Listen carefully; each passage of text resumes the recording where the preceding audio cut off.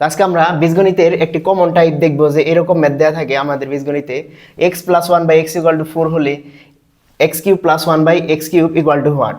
তো আমরা x cube plus one by x কিউবের সূত্র অর্থাৎ এ কিউব প্লাস বি কিউবের সূত্রটা যদি ফেলে দিই তাহলে দেখো এই সূত্রটি হলো A plus B whole cube minus 3ab into A plus B. তো এর জায়গায় আমাদের আছে এক্স এবং বি এর জায়গায় আমাদের ওয়ান বাই এক্স আছে, তো এটা সূত্র ফেলে দিছি। এখন দেখো আমরা এই ফোরটা এই জায়গায় বসাই দিব, 4 ইন্টু 3 মাইনাস 3। দেখো আমরা এ ওয়ান বাই এক্স এবং এক্স যদি আমরা গুণ করে দিই, দেখো এটা আর এটা কাটাকাটি চলে যাবে, তো আমাদের 3 থাকবে এবং এটা আমাদের সম্পূর্ণটা মান হলো 4।